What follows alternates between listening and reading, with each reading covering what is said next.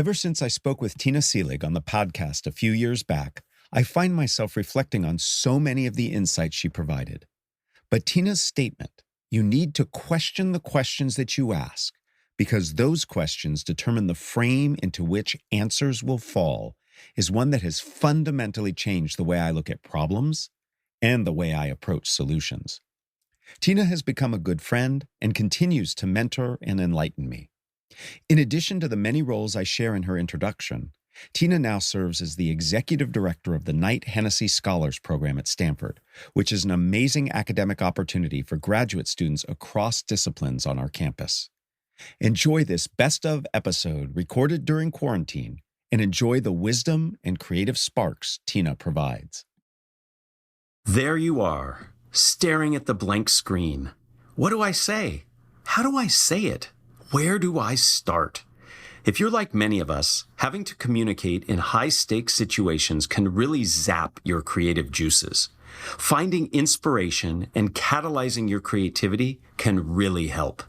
Hi, my name is Matt Abrahams, and I teach strategic communication at Stanford Graduate School of Business.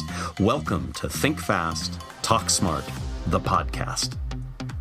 Today, I am thrilled to be joined by Tina Seelig, who is a professor of the practice in the Department of Management Science and Engineering at Stanford University. She is also a faculty director at the Stanford Technology Ventures program. Tina teaches courses on creativity, innovation, and entrepreneurship. She is the author of many books, including Creativity Rules, Get Ideas Out of Your Head and Into the World, and Ingenious, a crash course on creativity. Tina is a passionate, student-centered teacher who is just a dynamo to learn from. Welcome, Tina. It's a pleasure to be here. Great, thank you. Shall we jump right in? You bet. So how can people develop a more creative, innovative approach to their communication? This is really, really important. I know that you think about this a lot, and what I'm going to tell you probably is something that you think about all the time, but my world opened up dramatically when I realized the power of storytelling. Sure. I saw people who were great communicators, but what I didn't realize is how they were using storytelling to really effectively get their message across. So at this point, I teach storytelling tools and techniques and the power of storytelling in almost every one of my classes, because no matter how exciting your idea is, if you can't tell a story that truly engages other people and make people feel excited about the idea, the whole thing is going to fall flat. So what are one or two of the things you teach in that storytelling that really could help everybody listening in? Great. So I'm a huge fan of the story spine. Are you familiar with that? I am, but why don't you share with others? Yeah, so the story spine is super simple. It starts out like this: once upon a time and every day. And of course, that sounds familiar, but it essentially sets the stage for where you are now. Once upon a time, and you describe the problem and the consequences of that problem.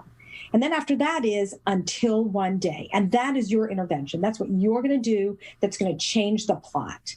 And after that, it's because of that, and because of that, and because of that, and because of that. You can have as many because of that. So that's essentially the consequences of your intervention. And it ends with and ever since then.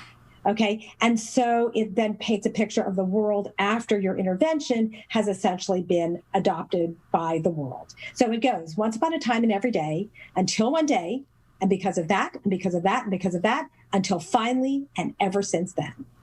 Now, it sounds really, really simple, but it's actually quite difficult to do. And so I give my students, I'll give them an opening prompt like, there once was a girl who dreamed of flying. Or, it could be some problem like, there are 500 million people in the world who suffer from some ailment. And I set the stage for a problem and then have them tell a story. And it's really amazing to see them start mastering these skills that allow them to then communicate the ideas they come up with the ideas they come up with in class to really share those ideas in a really compelling way. I really like leveraging the story spine in that way. I use the story spine as an example of the power of structure in communication in general. And what's so cool about the story spine is that it really invites that creativity from the get-go. and it requires you to really stay focused on your audience and their needs. To my mind, one of the most important things of any storytelling is making sure that you engage the audience and make it relevant to them. And that approach that you take puts that at the forefront. So that's really powerful. Yeah, I also, one of the other things I think is extremely important is to think about the hook at the beginning of the story.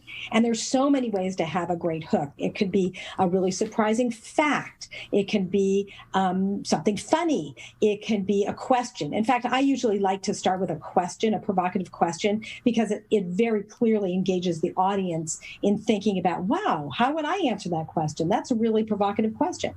So, Tina, I am literally picking up my soapbox. I am putting it down and now standing on top of it because you just touched something that is so important to me. I am on a personal mission to have people stop starting their presentations and meetings with, "Hi, my name is," and today I'm going to tell you about.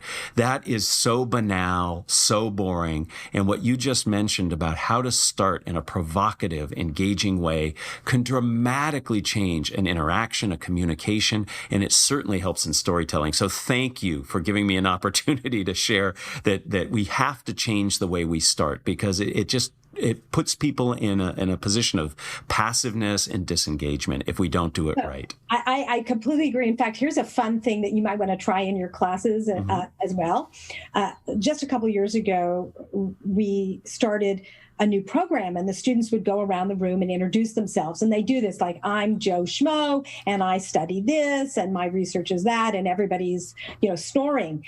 So we switched around. One of the students started using a different framework, and it caught on. And this is the framework. She started out saying, "Imagine a world where," and then she would talk about, "Imagine a world where we travel to space as frequently as we get on an airplane."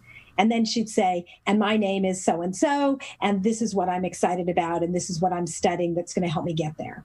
And so we now do that in all the introductions. The students all have to start out with what they're passionate about. Imagine a world where, and then they have to start with that before they tell anyone who they are or what they're studying. I love that. I love that. And it dovetails nicely with what I teach, which is start like you're an action movie. All action movies start with action, and then you learn the title of the movie and the credits. And what you're doing in those introductions is the same thing. Start by getting people passionate and engaged, and then you can introduce yourself. I love it. I love it. So my next question has to do with what we spoke about in the introduction to this podcast about feeling stuck about how and where to start when we create a high-stakes communication. What advice and guidance do you have for sparking our creativity and getting us started in on our communication? Yeah, that's a really good question. As with most problems, the best place to start is with really understanding the needs. And this starts with asking questions. So sparking communication starts with asking why or what or how. And so having a mindset of curiosity opens the door to great communication. And the more questions you ask, the more you learn, the more engaged you will be with others.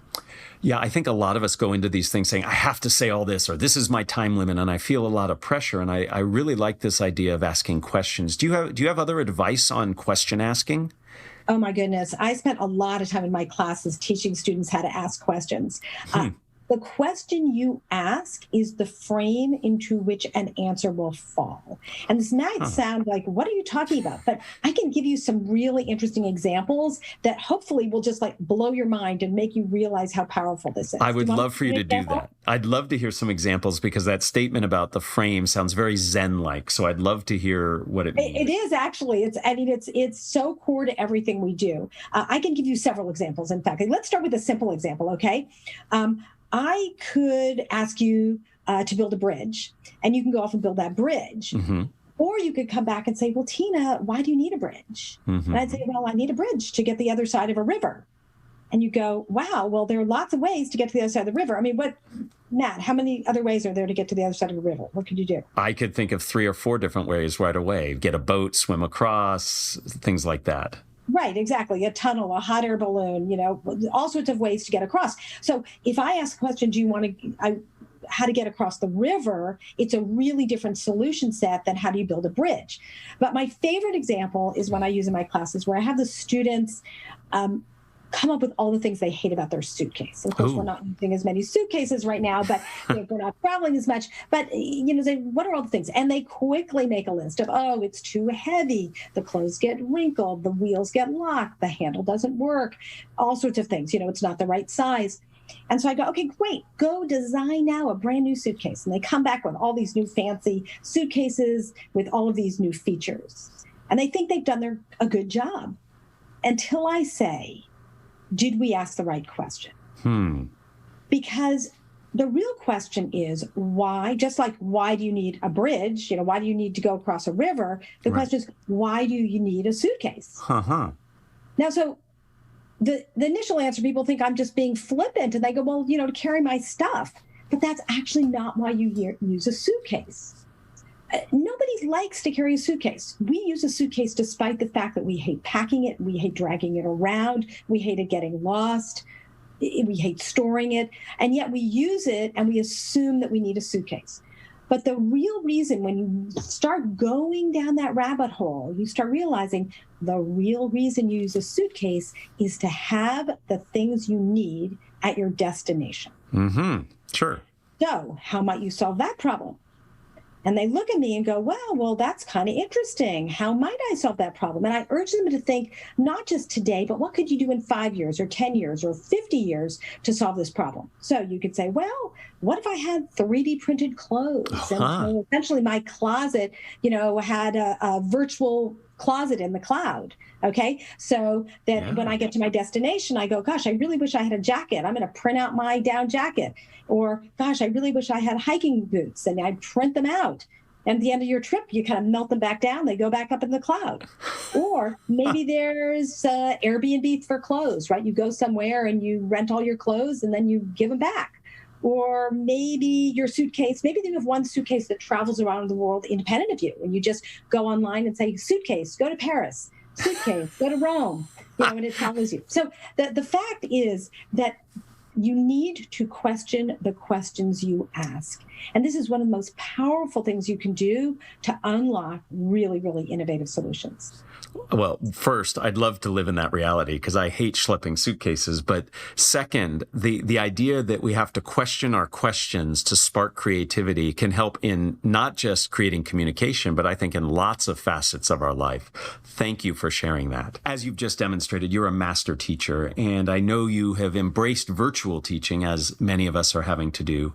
Can you share best practices you've developed that can help all of us as we communicate more and more remotely? You bet. I think about this a lot. It is a really different learning environment, and a virtual classroom is quite different than an in-person class. I'm trying to figure out how do I make that experience as powerful as possible for the students. And one of the first things you have to think about is setting the stage, right? And when you go into a classroom, and it's one of the reasons I teach at the D.school, is that the space is so great and I can set the stage for a class. But since I can't do that online, how can I set the stage? And so I do it in a number of different ways. One is I always start my classes off playing music. And I play some upbeat music so that everyone starts out actually sort of like dancing. Everyone's bopping around before we start the class. It sets the stage. It sort of allows us to know we're now moving into the classroom, and then we turn off the music, we start. The other thing is I often have the students, we all decide where we're going to go. They're like, okay, this week we're going to meet in Antarctica. And everybody changes their backdrop to a picture from Antarctica. Yeah. Or we're going to go to New Zealand. And so there's just a fun way of getting everyone in the space, and you sort of set the stage, the fact that you're together, you've all had listened to the same music, you have the same background, and you're now ready to dive in. Also, I think it's really important to change up activities really quickly. Like every 10 to 15 minutes, I almost feel it's almost like Sesame Street. Every 10 to 15 minutes, you need to change, watching a video to doing an activity to breaking into small groups. Folks get bored looking at a screen if things are static. So you need to plan a lot in advance. I view myself as more of a producer when I'm planning an online class. There's a tremendous amount of thought that goes into essentially scripting the whole experience. So the point about setting atmosphere up front, I think can make a really big difference. You're doing it with music and common backgrounds, but just taking time to think about how do we set the tone for what we want this communication experience to be like is really important. And your colleague, Bob Sutton, and I talked very similarly about switching things up every 10 to 15 minutes, and that's really important. And that notion you mentioned actually was just something I highlighted recently when I was asked about teaching and presenting virtually, and that notion of being a producer. So we often think, hey, I just have to focus on my meeting contribution or the agenda or my presentation. But when you're presenting virtually, you have to have this other task to focus on, which is the production aspect, the timing of it. When do I do things? Do I have things lined up? So it can be an added burden, but if done well, it can really change the engagement, and the whole interaction can be much more powerful and memorable. Exactly. One of the other things I do is I always have a check-in with the students. And it's interesting. I used to do it in my classes where we'd stand in a big circle and everybody would say a sentence about what's going on in their life. And it might be, oh, I'm going to go to Yosemite this weekend, or I've got a big exam after this, or I just have a job interview, whatever it is. But guess what? I can do this now on a Zoom whiteboard, and it happens really efficiently. Everyone can kind of populate it. I can ask a different question, like, what are you looking forward to? Or what's your best quarantine treat? Or anything you want, and people will quickly populate it, and you get this wonderful snapshot of where everyone in the class is at the moment. Again, it's bringing people into the room, setting the tone and the mood. Exactly. And you and I were talking about, just before we started recording this podcast, this notion that people are so focused on the deficiencies and the things we're missing in the virtual environment, when in fact there are some things that can actually help. And that notion of using a tool like a whiteboard that's collaborative is something that would be really hard to do in person, yet virtually we can do it. So taking time to embrace what this environment can allow us to do, I think, is also very important. I couldn't agree more. There are some things that actually work much better online than they do in person. And of course, there's some things that have been, sacrificed, but to look at the things that work well as opposed to things that don't. Mm-hmm. Absolutely. You have had amazing opportunities to interview and work with lots of entrepreneurs. Do you have any key insights or takeaways that you've gleaned over the years that you could share with us that we could benefit from? Oh, sure. There are so many. One that comes to mind is that failure is a normal part of the entrepreneurial journey. Mm-hmm. And that if you're doing something that's really innovative, really hard, that no one's done before, there are bound to be false starts and missteps. So you need to be prepared for setbacks, and you need to think of failure as an opportunity to redirect your energy and attention. And that's really important, is having a mindset of resilience and bouncing back. Another one is, in the end, all you have is your reputation. If others don't trust you, if they don't find you to be authentic, then it's going to be really difficult to bring your ideas to life. You need to make sure that you spend time thinking about your values and make sure that you uphold them, so that you can build a community that really is supportive and trusting and works really well together. Mm. And my favorite lesson is that there is a huge benefit in seeing problems as opportunities. And with that mindset, the world is opportunity rich. It's full of possibility. Essentially, entrepreneurs are ultimately optimists who are able to see and seize opportunities that others don't immediately see. In fact, if you come to our office at the Stanford Technology Ventures program, you'll see painted on the walls in very big letters. On one wall, it says, every problem is an opportunity. The bigger the problem, the bigger the opportunity. Mm-hmm. And on another wall, it says, entrepreneurs do much more than imaginable with much less than seems possible. And these are the mindsets, I think, that are extremely important, and that very successful entrepreneurs have embodied them. Wow, those are really powerful lessons, and they echo very nicely some of the topics that we've covered on the podcast in terms of failure and reputation and reframing things not as problems but opportunities. And all of us can benefit from reflecting on that and using those as a way to guide us as we are entrepreneurial in whatever our endeavors are. So thank you for sharing those. Before we end, I'd like to ask you the same 3 questions that I ask everyone who joins me. Are you up for that? Sure. Excellent. All right. Well, question number 1. If you were to capture the best communication advice you've ever received as a 5 to 7 word presentation slide title, what would that be? Wow, that's so interesting. I'm going to harken back to what we talked about before, and I would say know your first and last words. When you are giving a talk, you should know where you're starting and nail it and have that opening line or the opening story completely set, and you should know the last words. Everyone knows in the middle, it can sort of, it can move a little bit more organically, but by able to like nail the first and last words, you end up really engaging people in a way that they know where you are, they know where you're going, and they're with you until the end.